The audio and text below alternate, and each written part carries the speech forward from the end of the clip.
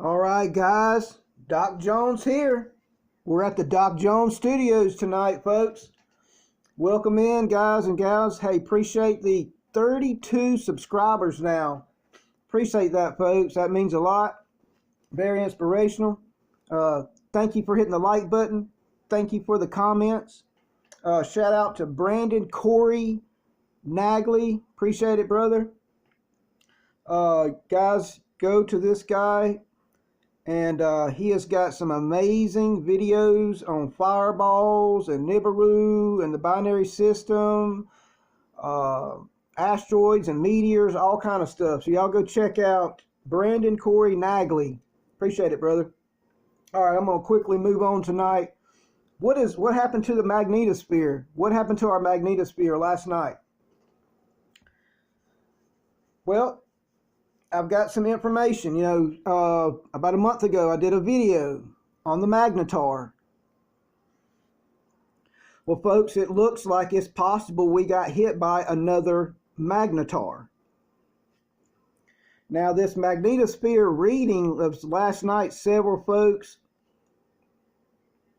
were bringing up videos on this, and I may leave their YouTube information below. But they a lot of folks they're watching the magnetosphere model. It looked like it was almost reversing. It looked like maybe this magnetosphere it was flying and jumping around everywhere, and then it looked like the magnetosphere everything reversed, and then there was so much chaos ensuing that, like you said, some folks were like, well, maybe our magnetosphere, maybe it's in a reverse. Maybe this is due to solar wind. Maybe this is due to a binary system. Maybe it was an asteroid that went by the Earth or something. Well, I mean, I've been studying the Magnetars. Let me give you some information here. Like I said, a month ago, I did a video on a Magnetar for a few minutes. This Magnetar, we have gotten hit by a Magnetar before. And it looks like the most recent was December 27th, 2004. A burst of gamma rays from the SGR 1806-20 passed through our solar system. It was powerful enough to affect our atmosphere. And it looked like it still came at a range of like over 50,000 light years, but it still was enough to shave off a piece of Earth's atmosphere. From even that distance, these Magnetars have extremely strong magnetic fields. So again, back on 2004 was the latest. Now, as of March 2016, 23 active Magnetars are known. 3 of them, 3 Magnetars, folks. 3 Magnetars are supposed to hit Earth this year, 2020. And that reminds me, I need the timestamp, folks. Where are we at here? Where are we at? April 10th, Good Friday, 2020 years. This is where we're at right now. Or at least this is what they're telling us, that this is the year and everything like that. Can't hardly believe nothing these days. All right, I'm going to continue through here. So 3 Magnetars are due to hit the Earth this year, and I'll go into that later as how I came to know that. Some of you may already know that. But a Magnetar, again, is similar to a neutron star. It's about 12 miles in diameter, but it has a mass of 1 to 2 times that of our sun. It's extremely dense, and again, a strong magnetic field that Magnetars have. They can rotate in less than a second. Their lifespan is somewhat short. They say 10,000 years, but it looks like that we also have 30 million inactive Magnetars in our Milky Way galaxy, just in our galaxy. Now, again, what occurred like in 2004 with this Magnetar was a starquake on the surface of a Magnetar, and what it does is this starquake, it disturbs the magnetic field and encompasses it leading to a gamma ray flare emission that was recorded first in the year 1979, then again in 1998, then again, as I mentioned, 2004 was when these magnetars came in contact with our Earth and apparently interfered with our atmosphere. Funny that those years, 1979, the year I was born, 1998, the year I graduated high school, and 2004, I was turning 25. Very interesting. I know that probably doesn't mean anything to y'all, but to me it was like, whoa. Even the dates match up to my life here going on. But anyway, I'm just going to continue, folks. Again, it's not a surety that this was a magnetar that hit us last night, but I think it's a possibility with the magnetosphere models that we were studying through last night and today. Again, now we're having a lot of uptick in quakes, folks. Uptick in quakes, 5.9, several 4.0 pluses in the Ring of Fire, as well as again near the Yellowstone area. Of course, there, you know, we had the one in Idaho. But again, California is shaking a good bit today. But again, uptick in quakes as well. Trying to get to some other stuff, folks, that I really wanted to get into. But again, it's possible. It's possible. A magnetar is possible. Now, you know, I get into prophecy. You know, we talk about the war in heaven. You know, that's going to happen as well. A war in heaven between Satan and his angels and Michael and his angels, and they're fighting, and then eventually Satan and his angels are overcome and he's kicked out of heaven. Revelation 12, the last part of it. And then again, I've been studying manifestations. Well, I just wanted to get to a manifestation I've been wanting to get to, and hopefully I can get it to you pretty quick. But some of y'all probably have seen this out here. You can look it up. This appears to be possibly a manifestation. It could be some other phenomenon, but it looks like what I'm going to give you some information on an event that happened back in the year 1561. Now, this is the morning of April 14th in the year 1561. In Nuremberg, Germany, a celestial phenomenon occurred.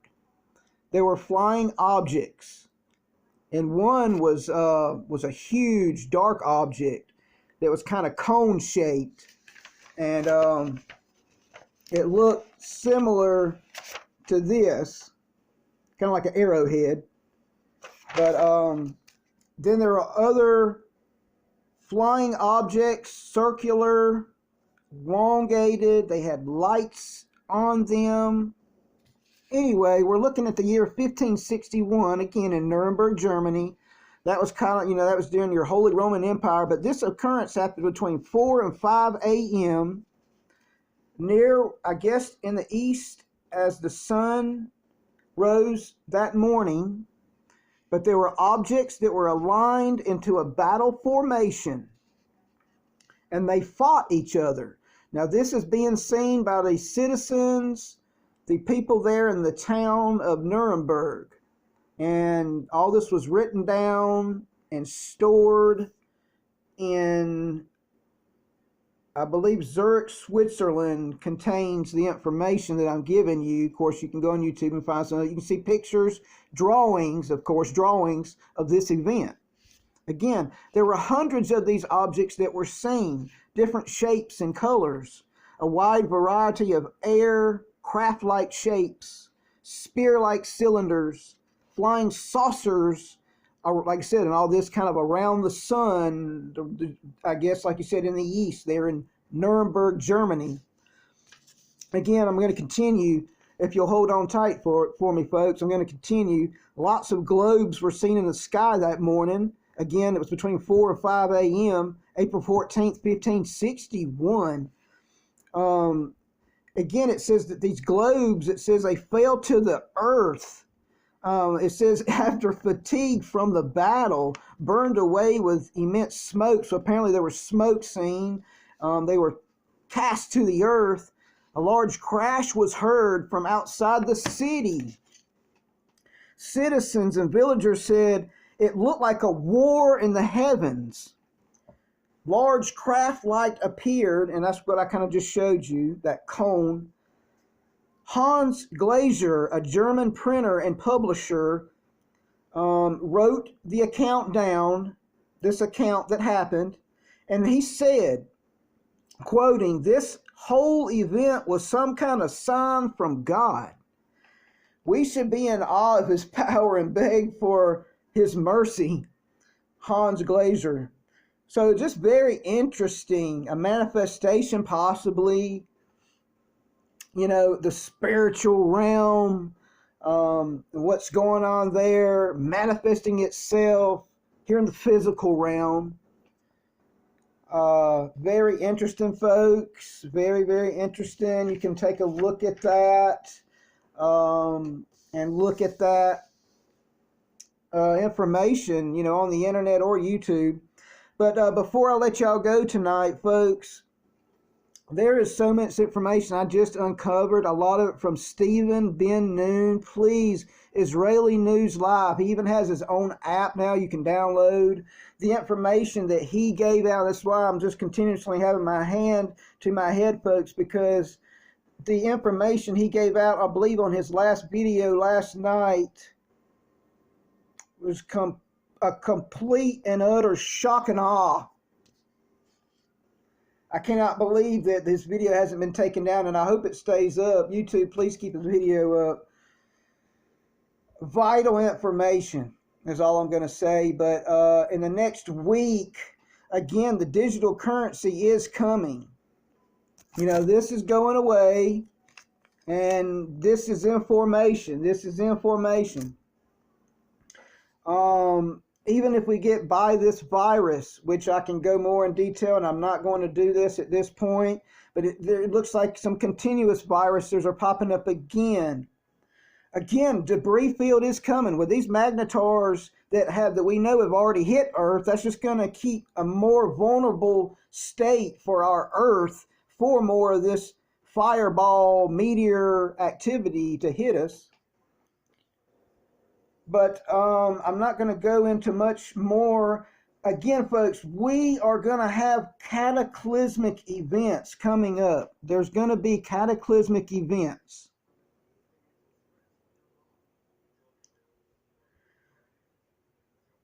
A couple of quotes from excuse me, folks, a couple of quotes here that I have from Stephen Ben Noon before I let y'all go tonight. I appreciate all y'all that are holding on. Thank you once again to 32 subscribers and everybody that's viewed my videos. I appreciate it, folks. Y'all hang in there.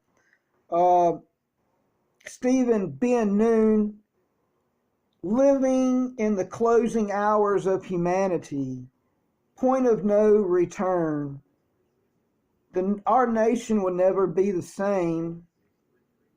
And he says a siege of power. So there's also some other stuff that I would like to discuss tonight, but I'm already going way over. But folks, all of us on this earth will definitely know that the end is near, that Yeshua is on the doorstep, probably by September of this year.